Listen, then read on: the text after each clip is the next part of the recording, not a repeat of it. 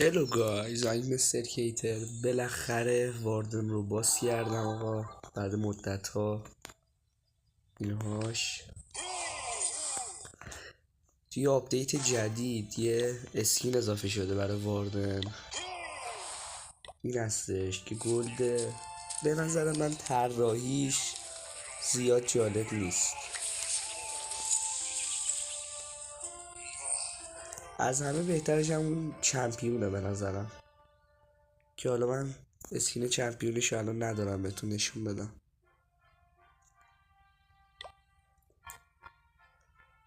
خب حالا بریم با این واردنمون که تازه بازش کردیم یه چند تا اتک بزنیم ببینیم چه تأثیری روی اتک ها داره. راستی بچه قبل از اینکه بریم اتک بزنیم اینو بهتون بگم، فردا این 4 تا صندوقمون مونده. اینو حتما فردا ویدیوشو میگیرم بازش با هم میکنیم ببینیم چه شانسی داریم و چی در میاریم توش. امروز یه دونه حماسی در آوردم که این توش بود. من گفتم الان یه اسکین واردن بهم میده، این توش بود دیگه، حیف. حالا اینم قشنگه، زیاد بد نیست. خب حالا بدون معطلی بریم اتکو بزنیم با واردن.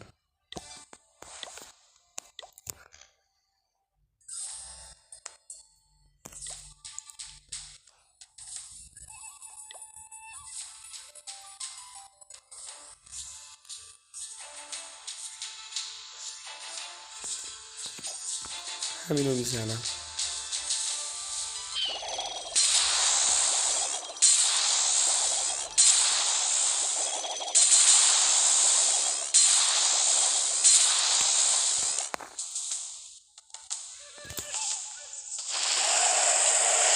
واردنم میذاریم اینجا،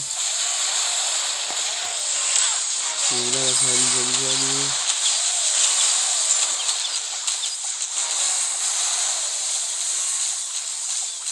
بیکار کجا از خودش بره.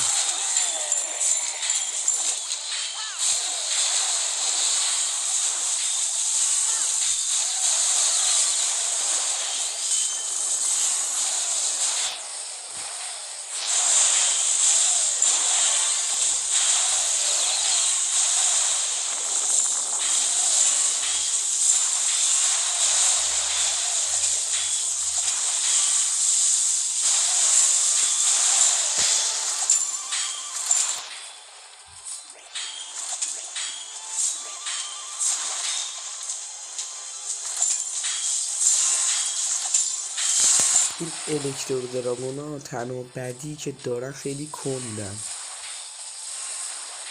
ولی خیلی به درد بخورن تو اتکا، چون 3-4 تا منابع با هم میتونن نابود کنن.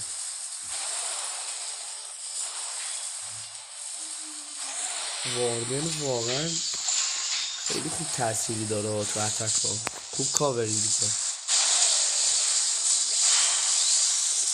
خلاصه به نظر من بهترین هیرو همین واردنه. حالا هیرو مورد علاقه من واردنه.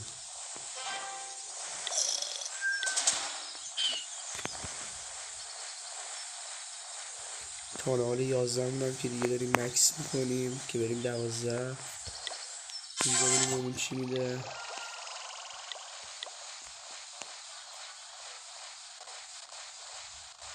خب دیگه اینم اتک به واردن بود. تا ویدیوهای بعدی، خدا نگهدار.